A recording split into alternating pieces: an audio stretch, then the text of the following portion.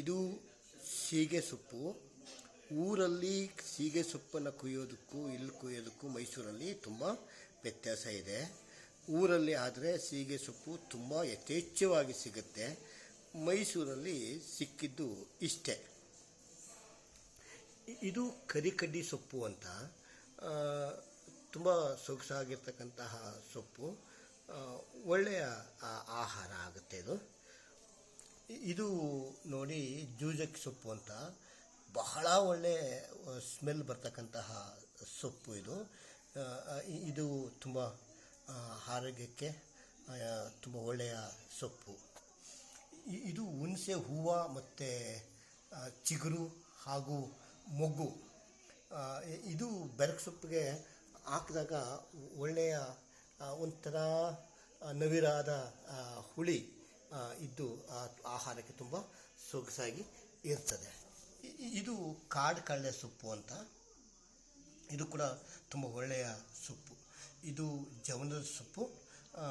ಇದೆಲ್ಲ ಎಲ್ಲ ಕಡೆ ಯಥೇಚ್ಛವಾಗಿ ಸಿಗುತ್ತೆ. ಇದು ಕಿಲ್ಕಿರೆ ಸೊಪ್ಪು ಅಂತ, ಇದು ಕೂಡ ಒಳ್ಳೆಯದು. ಆದರೆ ಬೆರಕೆ ಸೊಪ್ಪಿಗೆ ಇದನ್ನು ನಾವು ಜಾಸ್ತಿ ಹಾಕೋದಿಲ್ಲ. ಅದ್ರ ಜೊತೆಗೆ ಇರಲಿ ಅಂತ ಹೇಳಿ ಒಂದು ಇಡಿಯಷ್ಟು ಕುಯ್ಕೊಂಡು ಬಂದಿದ್ದೀವಿ. ಇದು ದಂಟಿನ ಸೊಪ್ಪು. ಇದನ್ನು ಕೂಡ ಅಷ್ಟೇ ಬೆರಕೆ ಸೊಪ್ಪಿಗೆ ನಾವು ಬಳಸೋದಿಲ್ಲ. ಆದರೂ ಕೂಡ ಒಂದು ಸ್ವಲ್ಪ ಸೊಪ್ಪನ್ನು ತಂದು ಹಾಕಿದ್ದೀವಿ. ಇದು ನಗ್ಲುಗಂಟೆ ಸೊಪ್ಪು ಅಂತ. ನಗ್ಲುಗಂಟೆಯಲ್ಲಿ 3 ಥರ ನಗ್ಲುಗಂಟೆ ಇರ್ತಕ್ಕಂಥದ್ದನ್ನು ನಾವು ಗಮನಿಸ್ಬೋದು. ಯಮನಗ್ಲೆ ಅಂತ ಹೇಳ್ತಾರೆ. ಮತ್ತೊಂದು ಇನ್ನೊಂದು ಇದು 2ನೇ ಥರದ ನಗ್ಲುಗಂಟೆ.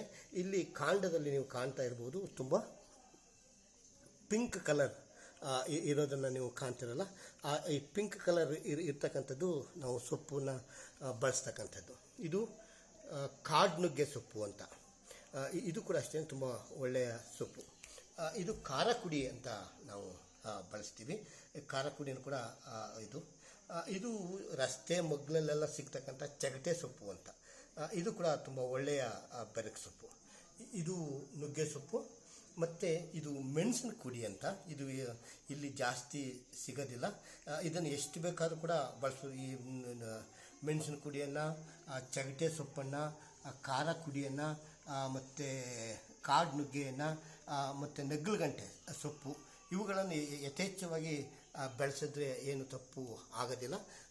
ಇದು ಅಷ್ಟೇ. ಜೂಜಕ್ಕಿ ಸೊಪ್ಪು ಮತ್ತು ಕರಿಕಡ್ಡಿ ಸೊಪ್ಪು, ಇದಂತೂ ಬಿಡಿ. ಸೀಗೆ ಸೊಪ್ಪು ಸಿಗಬೇಕಲ್ಲ, ಎಷ್ಟು ಸಿಕ್ಕಿದ್ರೂ ಕೂಡ ನಾವು ಅದನ್ನು ಬಳಸಬಹುದು. ಹಾಗೆ ಕಾಡು ಕಳ್ಳೆ ಸೊಪ್ಪು ಮತ್ತು ಜವನದ ಸೊಪ್ಪು, ಇದು ಕೂಡ ಬಹಳ ಆರೋಗ್ಯಕ್ಕೆ ಹೆಲ್ತಿಯಾಗಿರ್ತಕ್ಕಂಥದ್ದು.